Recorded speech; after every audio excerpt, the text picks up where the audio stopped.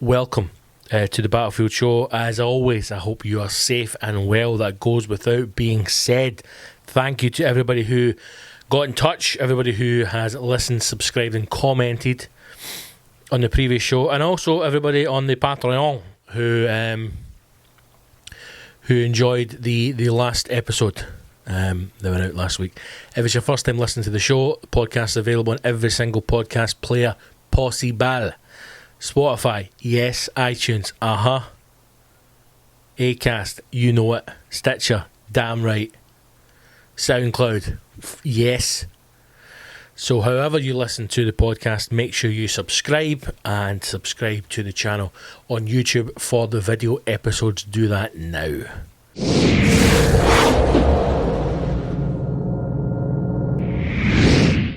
Episode 32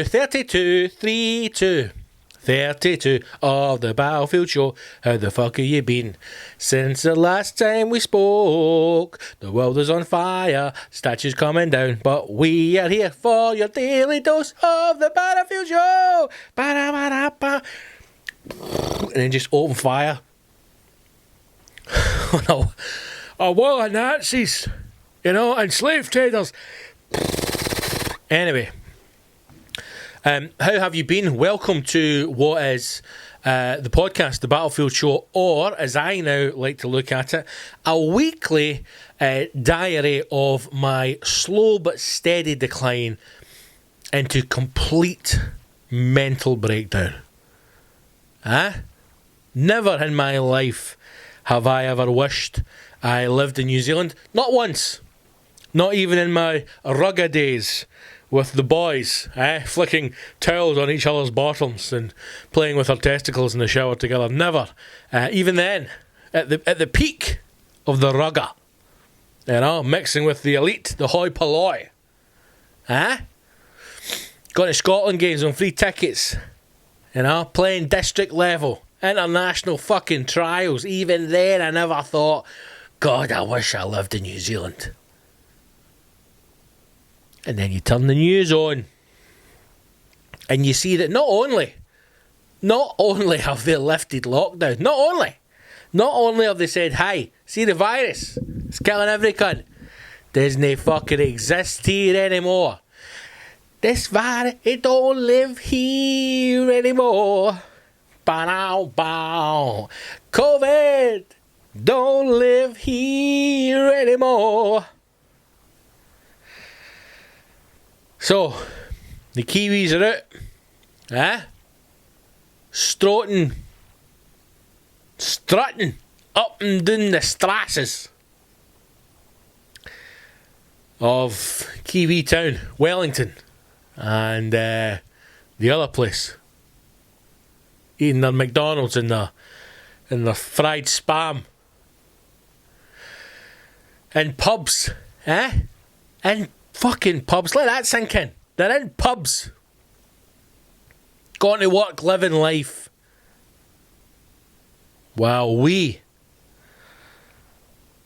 in Bonnie, Scotland, still remain not only locked down, but gripped by fear, fake news, and fucking ignorance.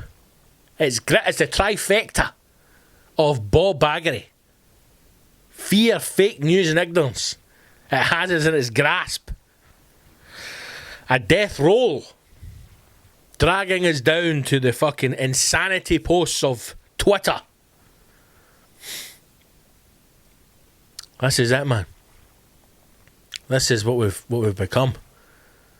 Pulling down statues of old slave traders, stomping on his head like it's Saddam Hussein, pushing into the water. What about the ducks? What about the ducks? Some poor ducks fucked off for the day, gone out shopping, you know? Sees everybody round the docks going, oh, I'm no wanting this, man. I got enough hassle off the police as it is. I'm fucking off for the day. Comes back to see his house. What?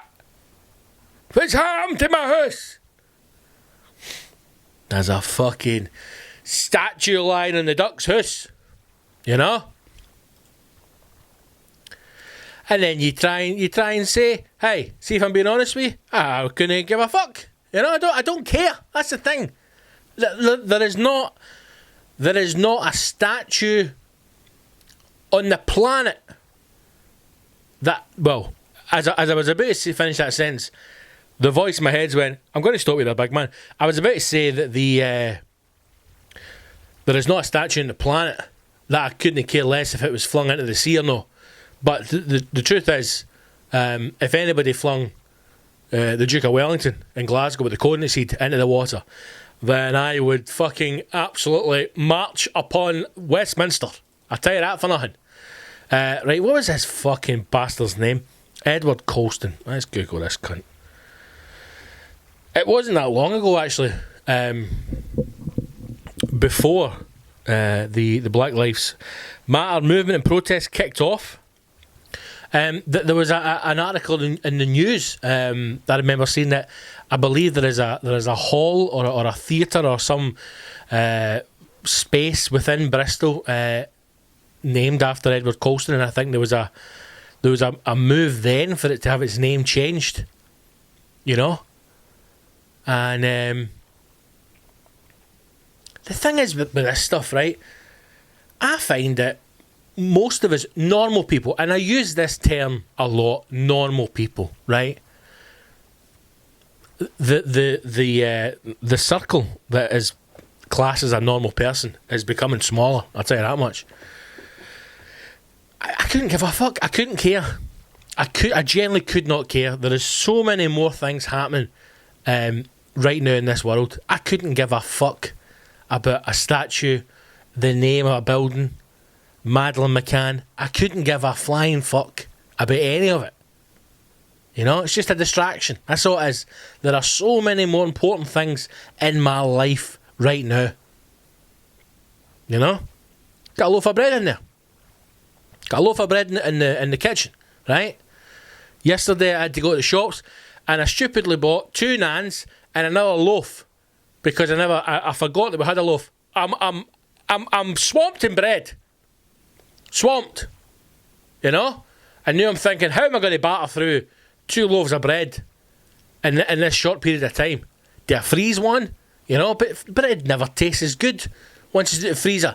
That is concerning me more than a fucking statue of an old slave trader getting put into the water. Right? Now, get him in the fucking water. Who cares? All these people going like, they've got to re-teach history. That's what they've got to do. It wasn't all bad, you know. It wasn't all bad. I mean, now that they're taking down that man's statue, that's like saying, fucking, hey, Savile used to run marathons. That's not that bad. But he also used to fucking bugger dead children. You know, there's got to be a balance here. So if you didn't see it, again, I keep saying things like this, if you didn't see it, are you living in a hole? There is a statue in Bristol of a gentleman called Edward Colston that was dragged down like scenes from a fucking computer game. Eh? The hippies got a bit of rope and they'd fucking dragged the bastard off his plinth, dragged him through the streets and then pushed him out of the water at the docks. Now let's see what it says here about this fucker. Edward Colston. I mean, come on, you folks. Edward Colston, born 1636. He's an old guy. Died 1721. An English merchant, slave trader, Tory member. Oh, get him in the water! Get him in the fucking water! Tory member of Parliament, dirty bastard, and a philanthropist. Born in Bristol to a family of merchants that had lived in the city since 1340s. He became a merchant, initially trading in wine, fruits and cloth before he moved on to slaves. Eh? Should have stuck with the wine, Eddie boy. Mainly for exports from Spain, Portugal and other European ports. In 1680 he became heavily involved in the slave trade through his membership of the Royal African Company. What a fucking royal as well. Huh? Royal. Lizzie. Hand over your son. which held a monopoly on the British trade in African slaves. He became deputy governor of the highest office of the company in 1689. It is uncertain exactly how much of his wealth stemmed from the slave trade. Fucking yeah. Right? I'll tell you how much his wealth stemmed for selling slaves. Hunters. The boy's family's been trading in, according to this, fruits, cloth and wine. And he dumps that to fucking trade people. Colston used his wealth to support schools, hospitals, almshouses and churches in Bristol, London and elsewhere. Not in Scotland, but so fuck him, get him in the water. His name is commemorated by several Bristol landmarks, street schools and the Colston Bun. Charitable foundations inspired by one he founded still survive. Fucking dirty bastard, man. Here's the thing, and I think this is the point I'm trying to make. If somebody wants to take a statue of Edward Colston and drag it down and fuck it in the water, I don't care. I generally don't care. If somebody wants to drag down a statue of Churchill and drag that out and stick that in the water, again, I couldn't give a flying fuck. The argument that's been put forward about re-education and what we teach in schools is one that needs to be addressed. I can remember being in school, as I'm sure most of you did, and when you did history, you learned about the Germans, right? And the Nazis. Who fucking cared? I can remember being in history class and being taught about the Germans and thinking to myself, why? Why are we learning about the Germans? I mean, there are so many more interesting things in history to be taught in school other than the fucking Germans in World War II.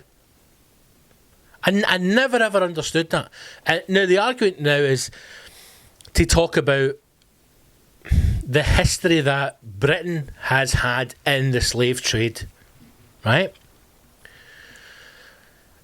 And I can see the arguments. I think that it is I think it's something that we should all know more about. But I think we've got to be very careful just now. And again, it's one of these things where some people feel as if you can't speak up. But hey, I've been cancelled, man. Can you cancel me twice? I think we've got to be careful now that we cannot just make every single thing from now until the end of time an issue of race or an issue of black history. I'm not saying it's not important. Of course it is. And I am saying that we should be taught more about the history of this country. Not just the part we played in the slave trade, but also the part we played in colonialism. Everything, parts of what we did to people in India, in Pakistan. You know, parts of Egypt. The maybe no crimes, but certainly what Britain as a country did to the rest of the world back in its heyday. We should be taught about it. We should also be taught in schools about Heylin Clearances, for example. Right? Let's fucking kick on that. Let's get out of there. Heylin Clearances. I think this is a subject that, or a part of history that should be taught in every school in Scotland. There isn't, no child that grows up in Scotland, is educated in Scotland, should leave higher education without knowing what the Heylin Clearances were and what happened. Everyone should know that. Everyone should know parts of their history that has shaped their country. We should know about the slave trade. We should be taught those things. We should know how much of a part we played and what our part was. We should know that. Of course we should. But it's also important to remember that we can't begin to shape every conversation around race going forward. Right now, it is still in our minds. It's still strong. And change has to happen, and change will happen. There's no way it's going to let up this time, and it shouldn't. Change will happen. But we can't, I don't think we can make every conversation about race at this point. Heylin Clearances, man. This is again something that I think I only really heard about it through films. I don't ever remember it being discussed in school, ever. Not once. The Heylin Clearances were the evictions of a significant, I love the way this is written here, a significant number of tenants in the Scottish Highlands and Islands, mostly in the period of 1750 to 1860. Again, rich, bastard English landowners. In the first phase, clearances resulted from agricultural improvement, driven by the need for landlords to increase their income. Many landlords having crippling debts, with bankruptcy playing a large part in the history. This involved the enclosure of the open fields managed on the run rig system and the shared grazing, especially in the north and west of the region. They are usually replaced with large-scale pastoral farms stocked with sheep, on which much higher rents were paid. With the displaced tenants getting alternative tenancies in newly created crofting communities, when they were expected to be employed in industries such as fishing, quarrying and kelp industry. The reduction in status from farmer to crofter was one of the causes of resentment from these changes. I'm a farmer, John. I've always been a farmer. You're a crofter now, Dougal. Never be a crofter. The second phase of the Heylin Clearances involved overcrowded crofting communities. On the first phase, that had lost the means of support themselves through famine and or collapse of industry they had relied on, as well as the continued population growth. Dirty bastards, man. Agriculture in the Highlands has always been marginal, with famine and recurrent risk for pre-clearance communities. Nevertheless, population's level increased steadily through the 18th and 19th centuries. That's because they're all shagging. There's nothing else to do in the Highlands, right? You fucking look after the croft, look after the sheep, and pump. That's it. That's why the population goes. They increased and continued through nearly all of the time of the clearances, peaking in 1851 at around 300,000. Immigration was part of Highland history before and during the clearances, and reached its highest level after them. During the first phase of the clearances, immigration could be considered a form of resistance to the law status being imposed by landlords through social engineering. Another a part of Scotland's history, that isn't taught in schools. But instead, we all know that fucking Goebbels did that, and Hitler did this, and the Nazis done that, and they wore a Hugo Boss suit.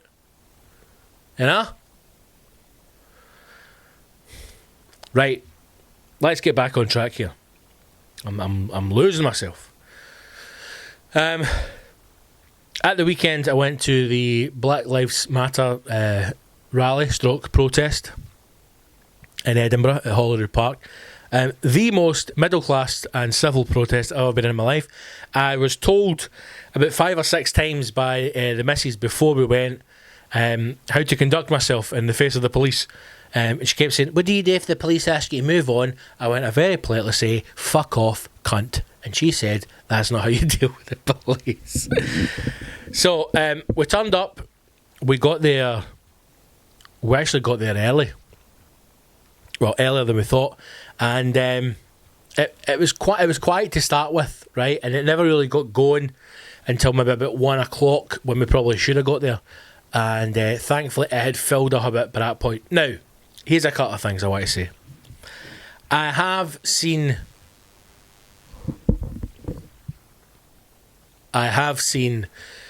people commenting on social media about, distancing. Social distancing. The second wave is coming. Everybody get out of the water. The second wave is coming. I am amazed, genuinely amazed, at some of the downright retarded comments that people make on social media. As good a platform as Facebook and Twitter is, it is undeniable to argue that it isn't heavily outweighed by fucking morons. Now, here's the thing that gets me about social distancing, right? I've never bought into it in the first place. since day one, I think is a load of fucking nonsense. Right?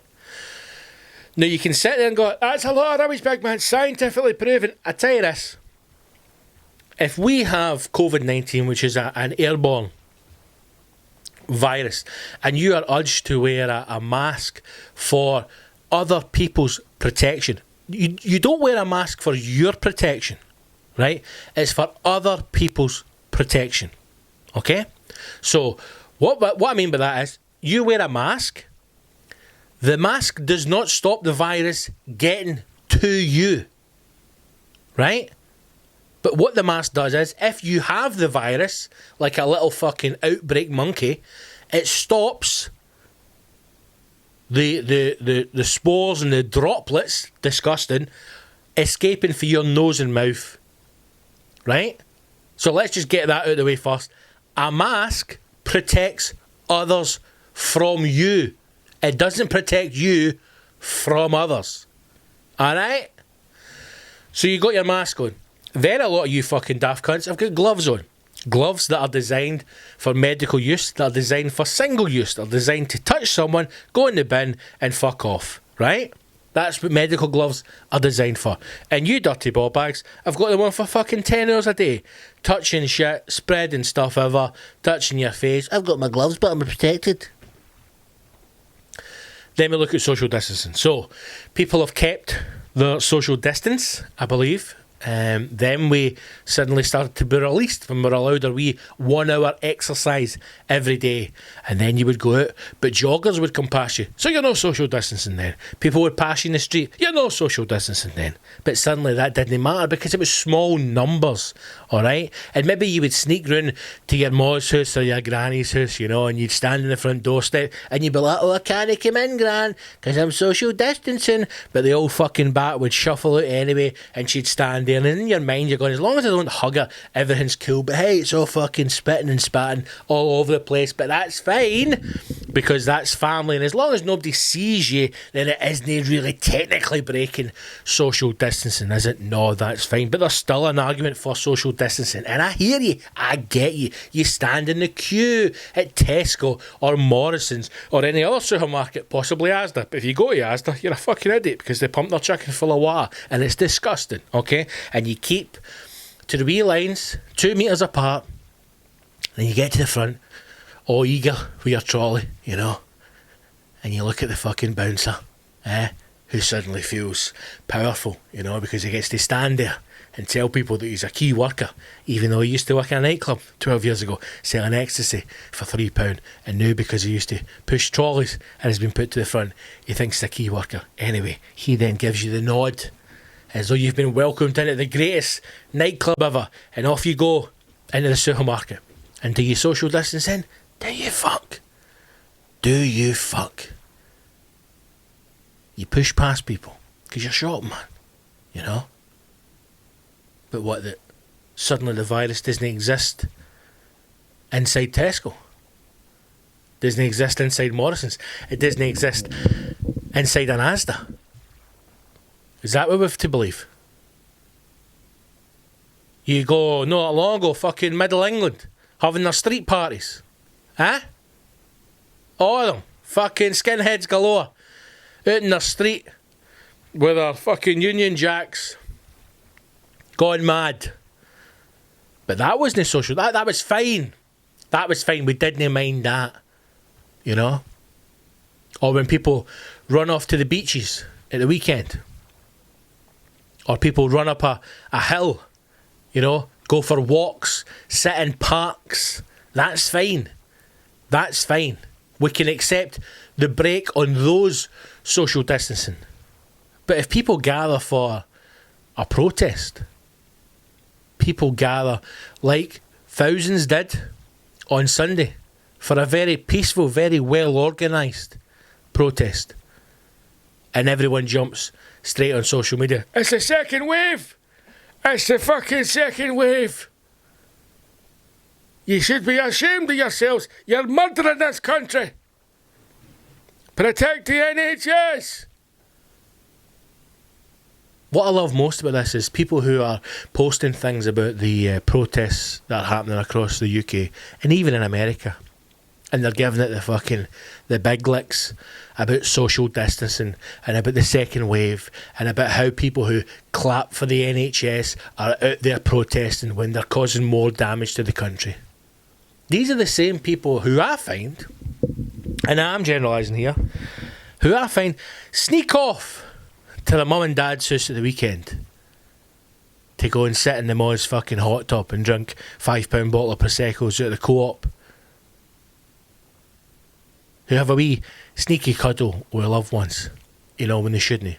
Who invite friends round to sit in the garden, and then eventually, after a few cans of beer, a couple of bottles of wine, fuck it, he's edged together, eh? Nobody's seen you, man. I know we're no social distance now. Doesn't matter, but because we're pals, because I know you. I know you've not got the virus. I know that. I know you've not been to China. I know you fucking hate him as much as I do. I know that because we're all mad we racists together. I know that. It's fine. You know, we'll not tell anybody. It's cool because it doesn't matter to us. But we'll wait until somebody posts pictures of a protest and then we'll fucking jump on board. The second wave. That protest I went to. Do you know what? As I'm speaking here, I'm remembering why I changed the microphone over, because this thing is a fucking bag of nails. The protest that I went to on Sunday, it is the most peaceful and most middle class thing I've ever been in my life. But it felt good to be part of it. It felt strange, a couple of points, and I'll talk about that now.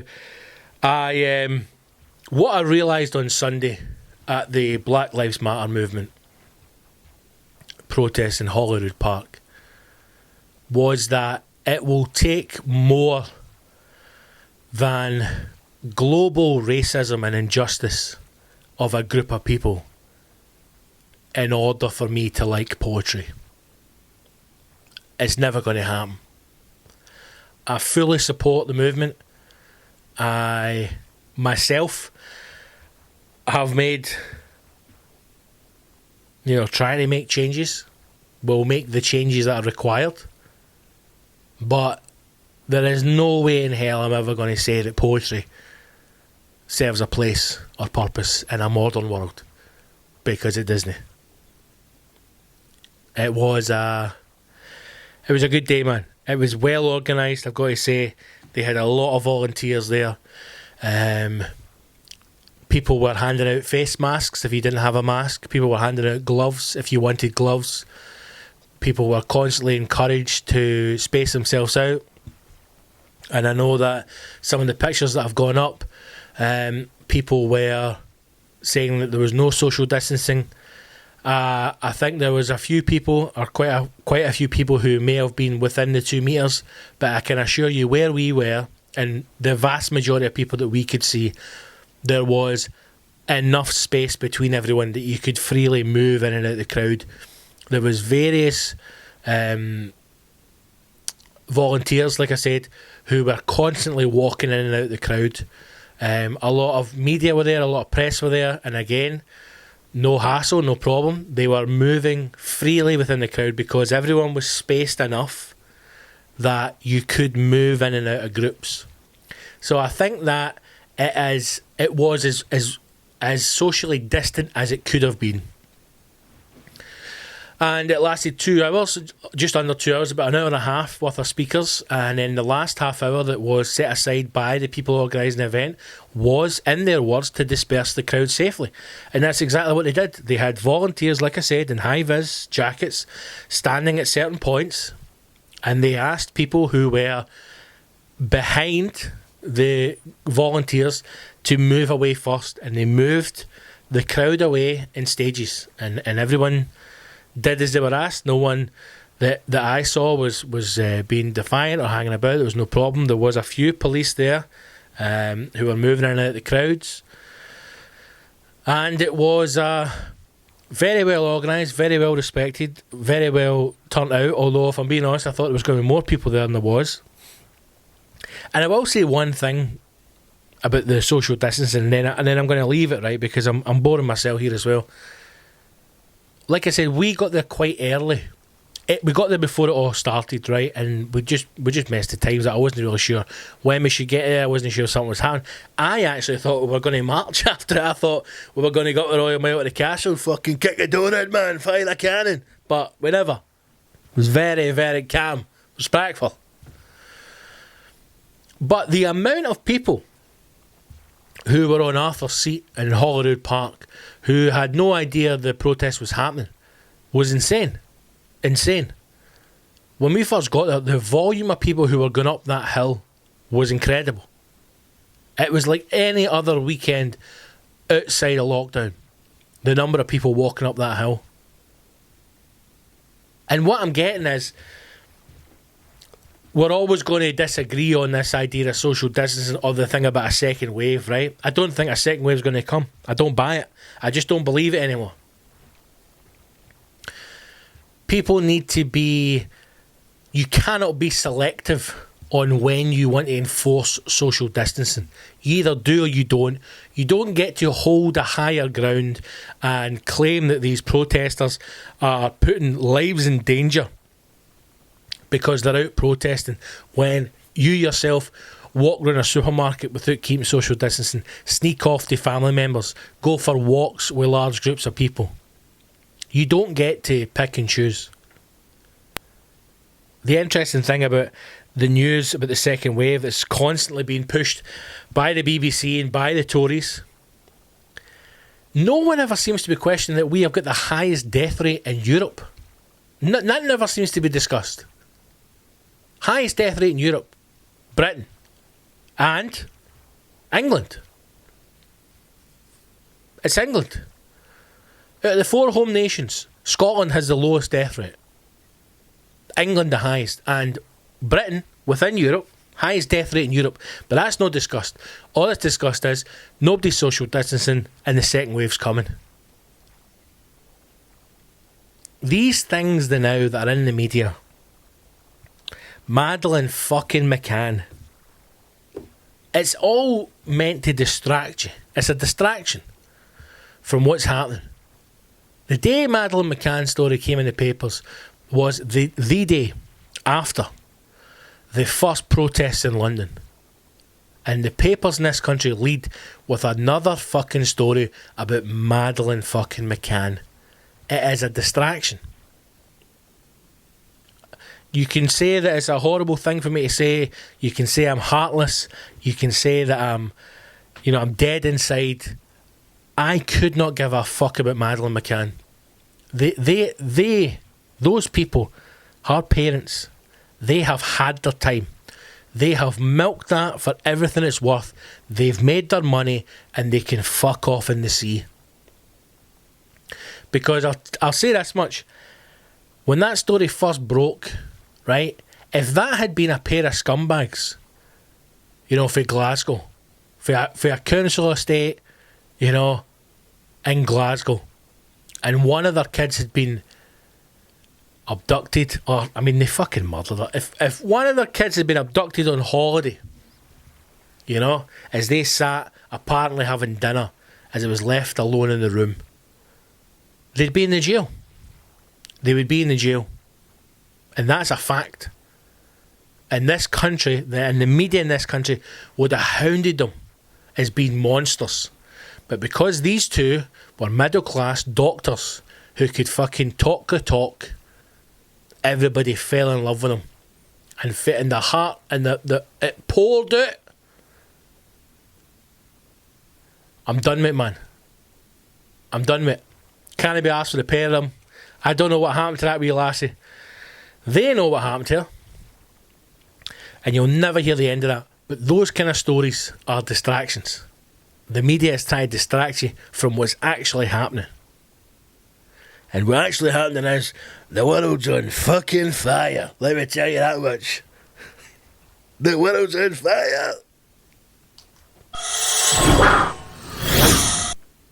Before I move on to some other bits and pieces, one last thing I'll say briefly about certainly Scotland's history and our history with regards to the slave trade, or in general with regards to parts of history we would maybe rather forget.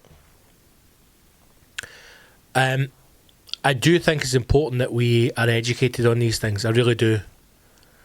I don't think also, and I'll say this, and again, this could be the wrong thing, but I'm not here to censor myself. I'm not here to question my thoughts at this point. I will say things that are wrong. I may say things that upset people. If it is shown to me to be, in the wrong, then I'll apologise, and we will move forward. And I think that's something to take on board just now as well. I think a lot of people maybe are they're unsure about saying things. They're unsure about speaking up in case they are shot down or in case they are remarked badly. I don't have any shame of this country's past. Okay, there are some people who, when they talk about the part that Scotland, the UK played in the slave trade, they seem to embody this shame of their past and their history. I cannot believe we did these things. Get over yourself, man. Right? It's not about you. We did a lot of horrible, horrible stuff. But we moved past it. And we become better people. And we become more educated. And we don't let it happen again. But we also acknowledge that these things went on. These things exist. And the country that we live in played a massive part in it. I am not saying that we have to draw a line under it, pretend the past didn't happen. But things like, to go back to Colston again, I don't think there's any reason why people like him, statues like that, shouldn't be, what am I trying to say, moved or at least put across in a way so that you know what it is. Okay? Whether that be a plaque, whether that be information, whatever. So that you know when you are standing in front of a statue, it does not read, the city's favourite son. It tells you this man was a slave trader. You know? If there are people who are adamant that these things remain, then I think we are a bit more open with the past. And one of the things that I've seen, I'm sure most of you have seen it as well, it's an image that was going around Instagram, and it was talking about the names of streets in Glasgow. And you may have seen some people had given alternative names to these streets in Glasgow, and they posted up street signs underneath it. Again, I generally don't have a problem, and I don't think, it's not that I don't care about the subject or that I don't care about the history. But for example, if there was any one of these streets that I'm just about to read, if they have ties to someone who was involved in the slave trade or a part of history that is embarrassing, for want of a better word, I don't have a problem with the name being changed at all. At all. And I think that if you do have a problem with it, you maybe need to ask yourself why. Why do we have such emphasis on certain things that are in the past? And it's this idea that people push the topic of, we're going to lose our identity and our history. You're not. Because you're not, for a start, willing to accept all parts of your history, good and bad. None of us are perfect. None of us. None of us are slave traders. I mean, I would fucking hope no. But none of us are perfect. You know? These are the streets. And again, sad to admit, I had no idea that some of these were even named after people. No idea. You don't know how things are named. Hey, why is the grass called grass? I don't know, son. I don't know why these streets are called this. But very famous streets. If you're from Glasgow, you'll know them. Maybe if you've been to Glasgow, you'll know them. Buchanan Street, right? I thought maybe it was Stevie Buchanan. You know? For Heart Attack, Neil Buchanan. That was named after him. No. It's named for tobacco lord Andrew Buchanan. For a tobacco lord. You know? I can't imagine it. He had his workers on a 36-hour contract. 28 days paid holiday a year, plus bank holidays, plus 6 pay after 6 months. I don't think so. Ingram Street, named for Archibald Ingram, plantation owner. Dirty bastard, rip it down! Never knew that. Where was his fucking plantation? Govan. Archibald Ingram Street, named after because he was a plantation owner. What? I mean, I know. Again, I'm talking into the abyss here, right? And I hope you're listening, and maybe you're answering along. Why is this not part of our education in schools? Why do we not know that one of the most famous streets in Glasgow, Ingram Street, is named after a man who was a plantation owner? Why is that not part of our education? Dunlop Street, named for the Dunlop family of plantation owners. More plantation owners. How many plantations were there? Glassford Street, named for tobacco lord John Glassford. Wilson Street, named for tobacco lord James Wilson. Cochrane Street, named for tobacco lord. We fucking love tobacco, man. We're fucking... I tell you, 2 things we love in Glasgow, man. A good fag and a fucking slave trade. Oswald Street, named for Richard Oswald, slave trading fort owner. Jamaica Street, Virginia Street, Antigua Street and the Kingston Bridge all trace their names to locations of plantations which owned slaves. There you go. Again, why is this not part of education in this country? Why are we not aware of it? You know, why don't we discuss these things more? Glasgow's a different place, man. I honestly believe that Glasgow is unique. It is unlike anywhere else in this world. And I know that there will be horrible people in the city. I know there will be people in the city who have experienced extreme racism in that city. But I think if there is a place for change that you can start in Scotland, I think Glasgow would be the place to do it, man.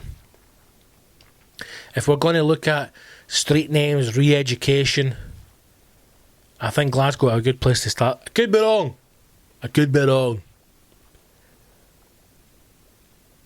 But I think it could be a good place to start.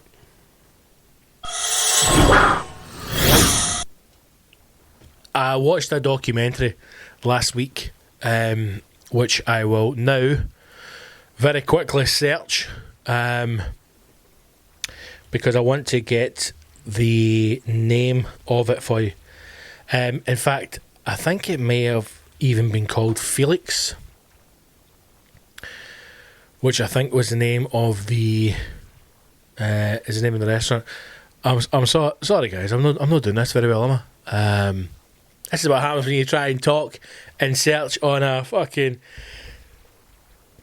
shitty computer at the same time. Right, the documentary is called Funke. Funke.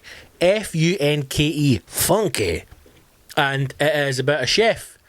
And the chef name, the chef. God. Evan Funke is the guy's name. Evan Funke. Evan Funke is the name of the chef. Now, this guy is brilliant. You can get this, the documentary called Funke. It's on Amazon Prime. If any of you have got Amazon Prime, you can get it on there. Just search Funke, Funke. The guy is, he's basically trying to become the greatest pasta chef in America. Right? Now, he is American. Fair bit of money. Feathers in Hollywood, involved in movies. So, you know, part of me's thinking he's not really had that struggle, and I enjoy a good documentary where the man or woman has had to fight their way up to the heat of the pasta game. So, you know, he's not had much of a struggle in life. But put that aside, great wee documentary. If you like me, if you love food, if you love anything about cooking, give it a watch. Now, it takes you through the story of his kind of cooking career, and where he is currently, where he's trying to open up a restaurant, and the restaurant is called Felix, right? And it's a pasta restaurant, and basically what he's trying to do is become the best pasta chef in America, as I said.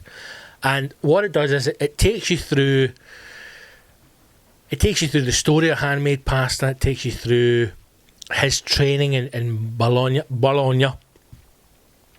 and it is so fascinating.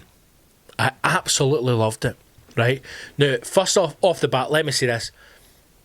Apparently, there's 350 different types of pasta. Right now, I've no idea. The shells, the tubes, and the spaghetti. 350 different types of pasta, right? That is insane. Insane. And every single one of them will have a different name and a different purpose as well. So there will be types of pasta that are regional. Okay, but there's also types of pasta that are designed specifically for a dish. So, for example, the grooves or the indentation that's on it will be dependent on the sauce that it's in, how deep it sits within the grooves, if it's a light sauce. It is a whole world, a culinary world that I never knew exists. I've always known there's been different types of pasta, but I never knew it was to that level, 350. And this guy makes handmade pasta, real handmade pasta, with the hands. Now, here's the thing that shocked me.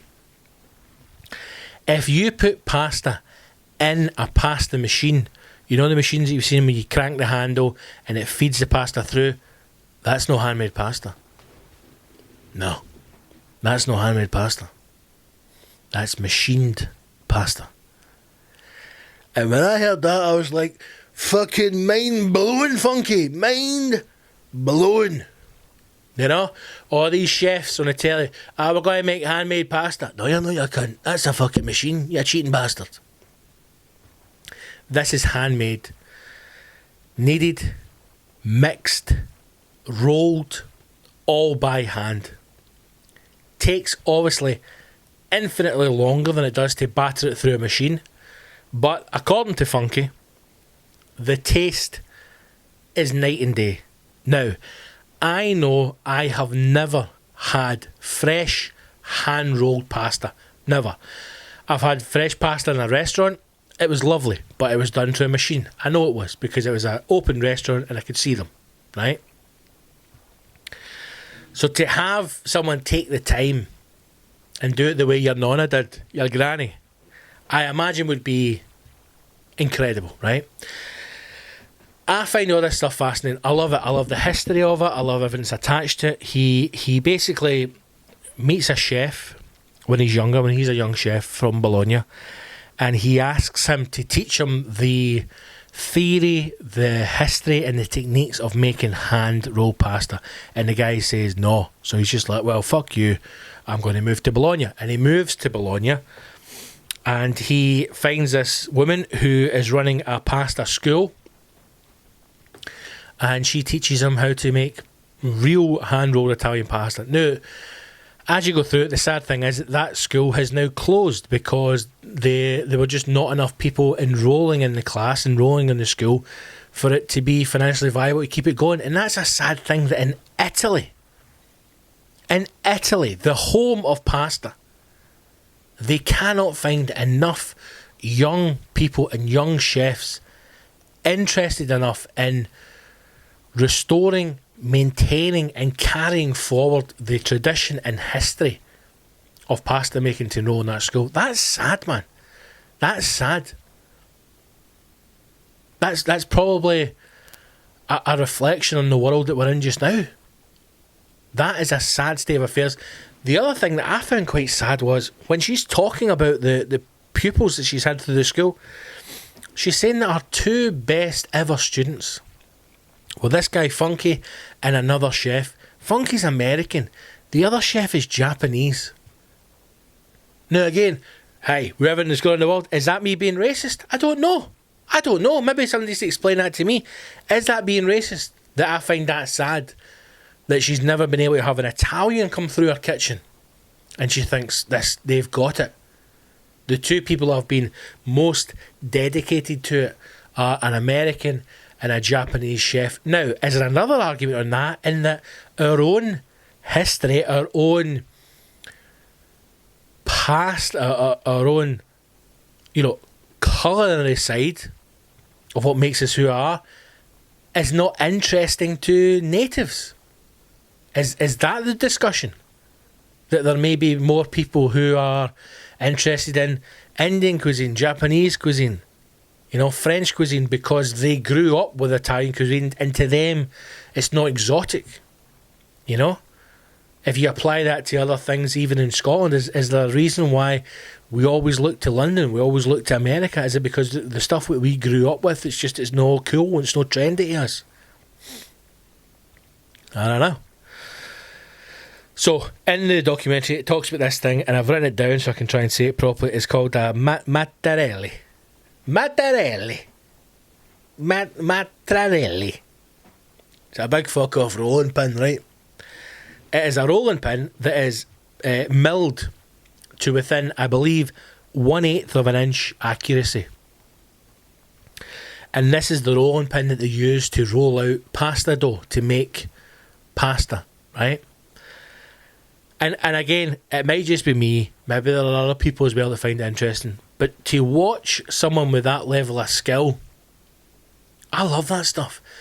To take a ball of dough, and then it took 25 minutes, right, to roll it so that you get this sheet of pasta that is paper thin, yet fully retains its texture and its condition. Like it's not flapping about, it's not thin bits and thick bits, completely uniformed. And when he talks about transition away and where you have to press on the mattarelli in order to transfer the point of weight in, and that whenever you press down on a rolling pin of that size, the force is actually 2 inches in from where your hands are. Even stuff like that I find interesting. But just to watch him turn it and roll for 25 minutes just to get this sheet of pasta. And then he takes you through all the different types of pasta, the cutters, how it's made. Fascinating, absolutely fascinating. Again, go back to the sadness. He has this mattarelli, this huge big rolling pin, and when he was first in Bologna, when he was younger, he got this guy to make it, and that's all this man does. Again, I love stuff like that, man. See, people who are solely driven on one thing. This guy in a wood workshop, all he makes is these rolling pins. Now the rolling pins maybe 5 feet long, right? 4.5, 5 feet. So it's a big bit of wood. But that's all this man makes. He doesn't make anything else. Doesn't he make window frames, doors? He doesn't sit with all his wood and go, maybe I'll just knock out a bedside table, The mattarellis aren't selling that well this month. No, that's all he makes. From when he was a child, he watched his father, he learned the skills, he took the business on, and his full working life, 5-6 days a week, all he's done is make these mattarellis. I love all that stuff, man. I find it so fascinating that the now in modern times, in the world we're in, where people don't have careers anymore, no one sticks a job for any great length of time, and yet this man has dedicated his life to making something that is so niche. Before this documentary started, I'd never even heard of it. Love it, man. Amazing. And he goes back to the factory or the workshop with his mattarelli to meet the guy, and the guy's passed away sadly, but he meets his son and he talks about it. And even things like he hands it over to his son, and as soon as his son holds it, he goes, "That was one of my dad's." Even that is beautiful. To know that the craftsmanship is so strong in what you do that someone who knows you can pick up a piece of your work and instantly know that's from you. Amazing. So, starts this restaurant called Felix and in LA, and you watch the kind of creation of the restaurant. If you like how it's built, they talk you through the different ways in which they set it up. The people are criticising him because he has this purpose built temperature controlled pasta room in the centre of the restaurant. So it's big glass fronted box that is temperature controlled, and that's where they make the pasta lab. And people are saying, like, you know, they're losing so many chairs, and they work out as something like over $1 million a year that they could lose in revenue because the chairs have had to put up. And he's like, I don't fucking care, man, this is what I want. And even things like the temperature of the air that the pasta is made in can affect the pasta. The temperature of the eggs can affect it. The freshness of the flour can affect the pasta. So if you have flour that has been milled, you know, straight away and is made out of pasta, it will have a different reaction to flour that has been milled and is maybe sitting in the bag for a few days, and there has to be adjustments in the recipe, in the liquid to dry, in order to make that pasta perfect every single time. What? I love this stuff, man. When you actually start to take things and strip it down to its core, its base level, how intricate you can get with stuff. How many of you just cracked open a packet of dry pasta? And yes, it's nice. Yes, it's delicious, you know. There's some amazing dry pastas out there. But to have someone with that level of skill and dedication and knowledge make you a bowl of pasta, I can only imagine it's the greatest pasta that you'll taste. Great wee documentary. I'm looking now at the menu, and I tell you right now, man, it is making me fucking starving. God. But what have we got here? Rigatoni. I know rigatoni. Sugo di pomodoro, basil, parmigiano reggiano. Even just reading an Italian menu makes you hungry.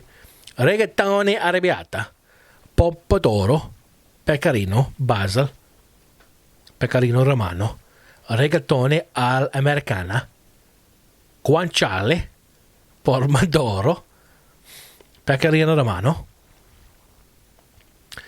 pappardelle. I don't really like pappardelle. Rogo bolognese.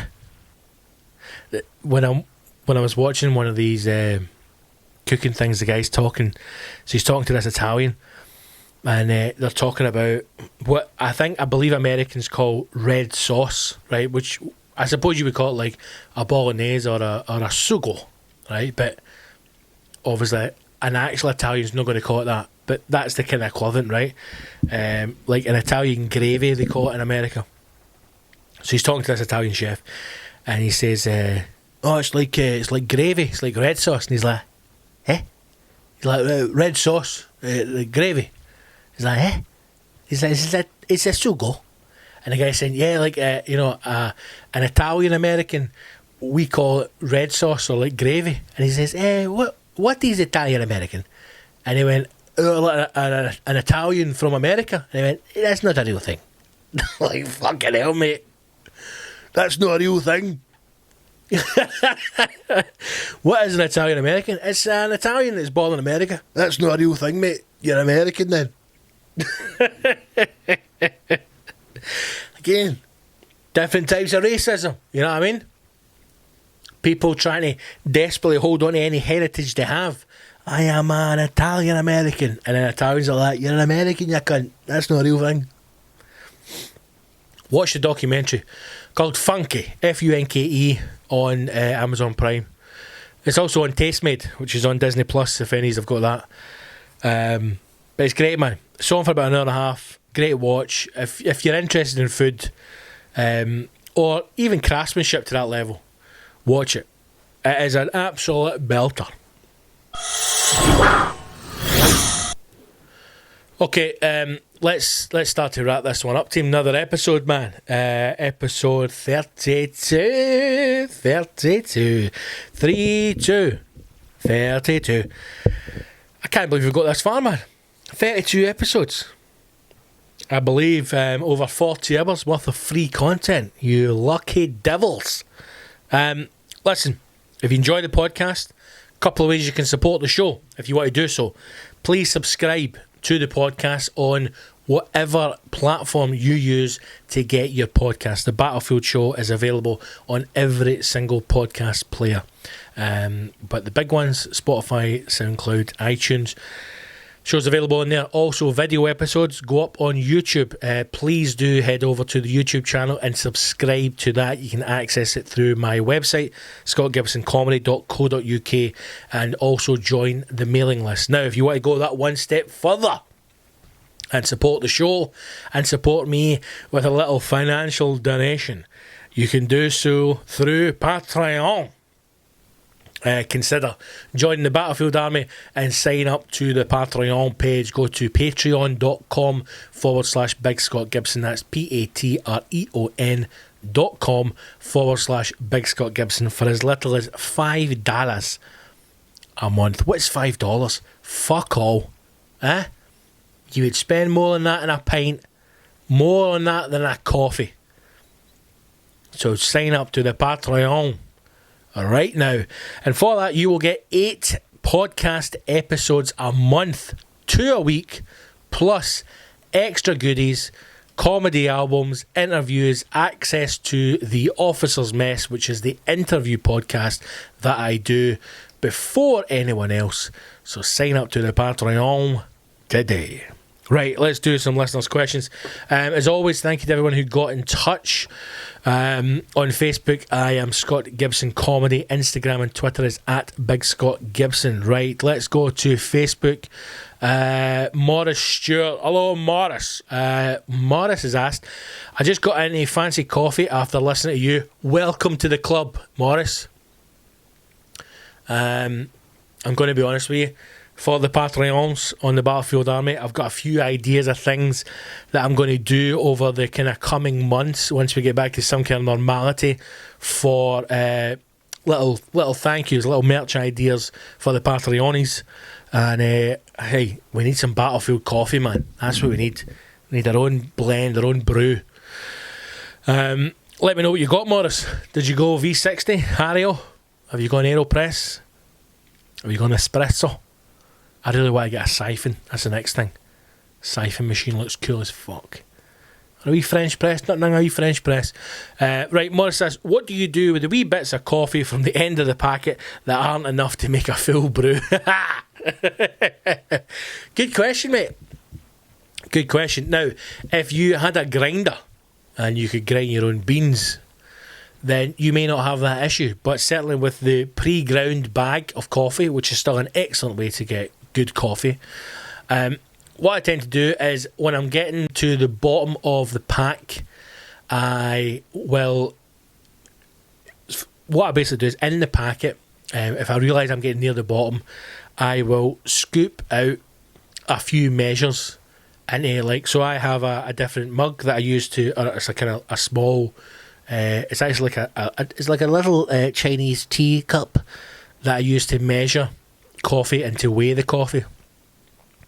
So I'll maybe put a few measures in there to give me an idea of what I've got left, and then I'll put it back into the bag, and that will probably give me an idea of, right, I've got enough in there for maybe 2 or 3 more servings if I'm using the V60, or if I'm using an AeroPress, I will know how much I've got. And if I have a little bit less, then I'll maybe just make it in a French press, and then I can just fire some more in there.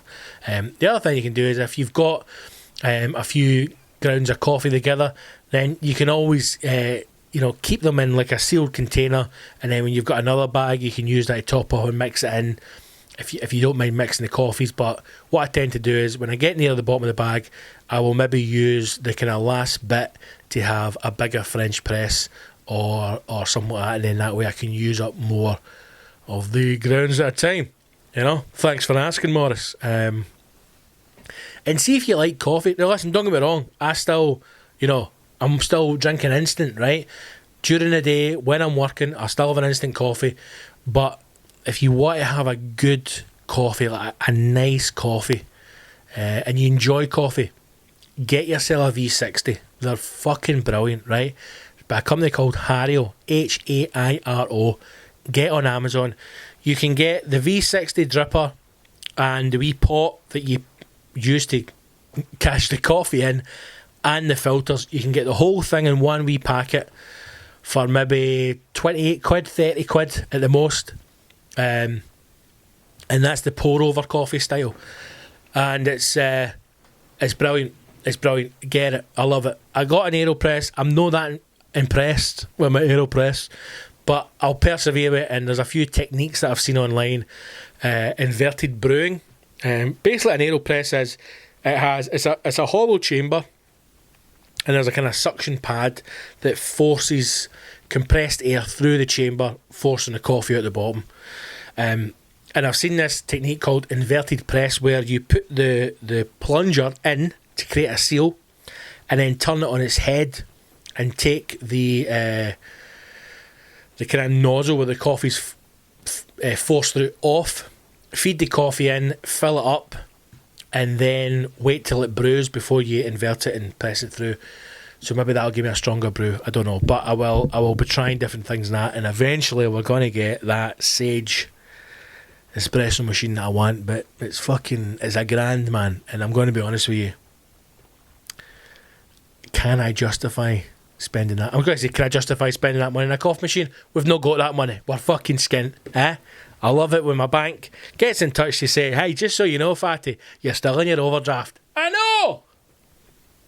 So, thanks, Morris, for that. Good luck, big man. Let us know how you're getting on. And like I said, if you've not got a V60, mate, get yourself a V60. You should get a V60. You deserve it. Right, Instagram, Stephen Harry Wilson, the legend. If you could pick anyone to interview on The Officer's Mess, who would it be? If you don't know, The Officer's Mess is an interview podcast that I've started. I'm going to do 6 in an episode. There are 3 episodes out just now. All of them are on Patreon. So far I've interviewed Gary Little, Jeannie Jones and Zach Zucker, and I will be continuing on with them indefinitely. What I would like to do with them is do live versions. That's the plan, hopefully. And next year at the Fringe Festival, I was going to do it this year, but obviously the Fringe is cancelled. So next year at the Fringe Festival, I would like to do a live podcast with that, where I interview other comics and interesting people, and those interviews will come out to the Patreonies and the greater good, the freeloaders, at some point. But that interview is called The Officer's Mess. Who would I like to interview? Quite a few people. A couple of people had mentioned Tom Stade to me. I am in the process of getting a date together with the Commander, and I would sit down with him. Obviously, number one would be Billy Connolly. He's my hero. He is the patron saint of comedy. If I could sit down and talk to him about comedy and about life, that would be a dream come true. He would be the first one. But I also think about a time when I was very, very lucky. A few Edinburgh Fringes ago, I got to do a show at a festival that used to run called Fringe by the Sea. And this ran for a few years, and I think it's still running in some form. I think new people have taken it over. And long story short, I was asked to come down and MC the comedy tent.